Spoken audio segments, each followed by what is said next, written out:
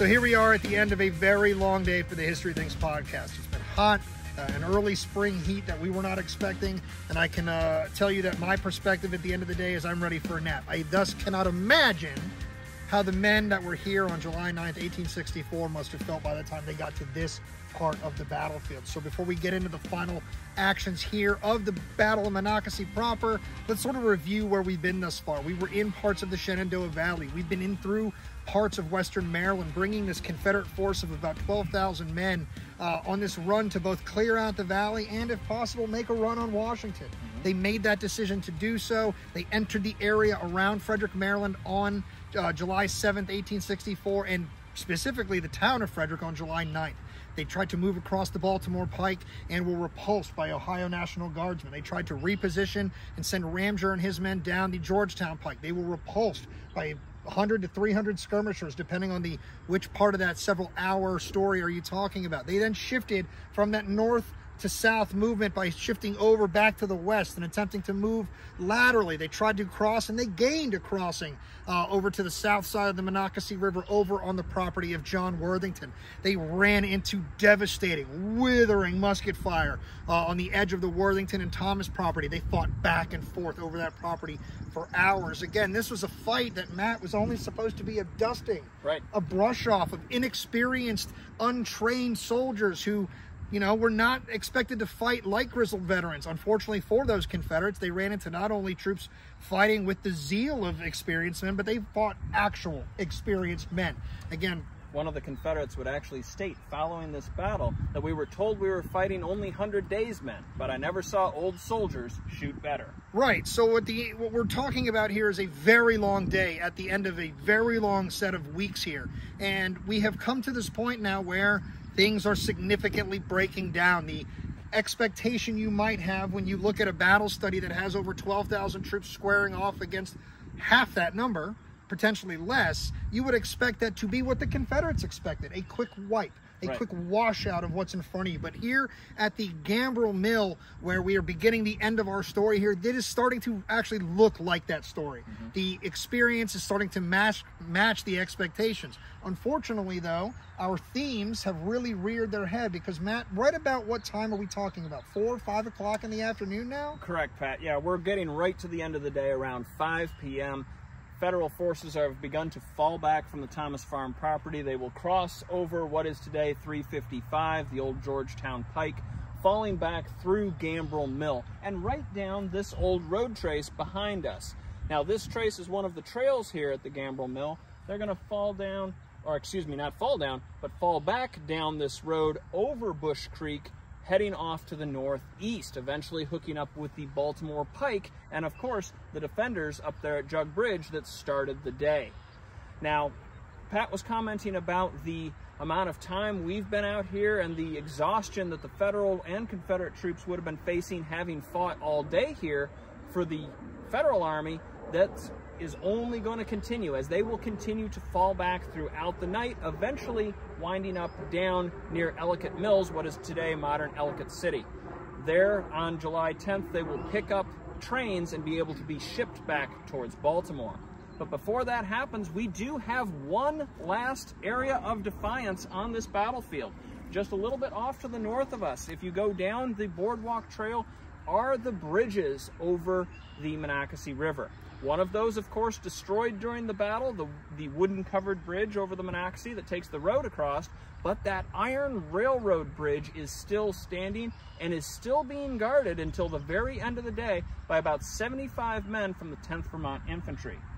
Now, Lieutenant George Davis is in command of these troops, and he would hold on to that bridge and its defense until he later recorded that he saw the headquarters flag of the 6th Corps falling back behind him, probably again right around 5 o'clock in the afternoon, at which point he knew it was time to withdraw himself. It's time to go. Yep, exactly. And he is going to fall back across that open railroad bridge, later writing that he was falling back over the bridge around 40 feet above the river, how some of his men actually fall through the bridge down into the river itself, and as he wrote, he being one of the very last men across the bridge, if one more man had to have been taken, it would have been me. as the Confederates are literally grabbing his troops by their coat collars. Now, George Davis, for his defiance, for his defense of the Junction Railroad Bridge, would receive the Medal of Honor for his actions here. I would also like to thank for getting his command out of here as well. Interestingly enough, it is during this retreat, as Federal forces are falling back towards Bush Creek, that another member of the 10th Vermont Infantry is going to get the Medal of Honor. This is Alexander Scott. Now, he is a color corporal in the 10th Vermont Infantry, and as he is falling back, his color sergeant, who is carrying the national colors, the Stars and Stripes, would go down. Pat talked about the heat that we have today. It was even hotter during the battle, mid-90s, and this color sergeant does not fall due to gunfire, but actually heat exhaustion. Alexander Scott would go back under fire. He's already carrying the regimental colors of the 10th Vermont. He would scoop up the national flag of his country, of our country, and fall back with both of those very large banners under fire. What a scene. Hold Absolutely. on, let's just pause and think about that scene. It's cooler than Mel Gibson with the flag and the Patriot. I mean, let's just be honest. It's hot. Things are going wrong. The courage it takes to go in under already devastating fire. You're already unarmed. You had a chance to get out potentially, and you said, right. You know what? The idea that that flag represents means a lot. That's something that our nation is still talking about today. What is the idea of the symbolism of that flag? But you can see in 1864, Corporal Scott was like, we got to get this out of here. And what a stirring sight it must have been for a bunch of troops who, I don't want to speculate, could have potentially been losing heart, might have been galvanized to the fight. We don't know. But no matter what, you see something like that happening, I bet you there was a moment where time stood still for everybody seeing this action here. Certainly possible. And Scott will receive the Medal of Honor for this action as well. So we're going to have 2 Medals of Honor awarded due to the fighting here at Monocacy Junction. Now, with Wallace's command being pushed off the field, Jubal Early has won the day. Confederate forces have gained the field here at Monocacy Junction, but it has cost them an entire day to do it. Wallace has been successful in his objectives. He has 3 objectives for this battle. He needs to figure out where the Confederates are going, how many of them there are, and then slow them down for as long as possible. He has succeeded in doing all 3 of those, and his forces would fall back, getting off the field. This would actually be the period where we would see the most Federal casualties, as several hundred of them, eventually over 500 of them, would be gobbled up as POWs. So there's a lot that we've unpacked here in this program, right? When you cover as much ground, visit as many locations as we did, leaving out many of the other locations that this story actually encompasses, you start to realize that for a story that we can simply say in a casual sense in 2024 is often overlooked because of its, quote, potential insignificance, you realize what a ridiculous statement that is. There is an incredible significance to this story. The stakes and how high they were, what they could have impacted as far as elections, what they could have done as far as morale, and how close time frame wise those possibilities came to realization. The staunch defenses of inexperienced and desperately arrived, because I mean they were sent for when things were probably already too late in the preparing process, and yet somehow it's all pulled off. Again, how do you define a victory? In a simple sense, there is the wins and losses of numbers, which do not favor the Federal or U.S. troops here. There is the gaining and losing of territory, which, again, the U.S. troops do not carry that mission or objective here at Monocacy as well. But the mission of time, right, they're wholly successful in, because Jubal Early is, like Matt's saying, not able to get to Washington City and do much more than demonstrate, which is another famous word from the war of basically just pretend. You know, we're going to demonstrate in this direction and demonstrate in that direction, but we're not actually doing all that much. So he gets down to the edge at Fort Stevens. He's got to do something, but there's really not much to do because of a well-defended fortification, a beleaguered corps or set of troops that he himself has, because that story only happens about 48 hours or less after this one. So how do you define the Battle of Monocacy Junction, its overall campaign? Important chaos is probably how I'd describe it. There's too much happening all at once.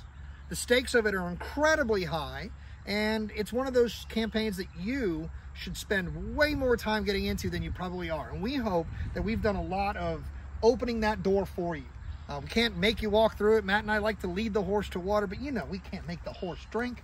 But there's a lot to unpack here, what it means to the battle itself, the people that lived on these farms, the men that fought in these battles, what it meant to our nation. So I love telling this story. It's one of the stories we started our podcast with. The very first From the Field was unofficially done in season 1 before we knew that we were going to make this a thing, and we did it right here on Monocacy Battlefield. We knew we wanted to tell this story as a podcast, and Ranger Tracy from the battlefield was incredible. We hope you have been enjoying, gobbling up that goodness. That episode was incredible. And hopefully you make it out to the site someday to meet a park ranger that looks a lot like the co-host of this show. Can't confirm or deny that it's him, but I'll tell you what, everybody's got a doppelganger, and you be the judge if the guy at Monocacy looks like Matt or not. It's pretty crazy.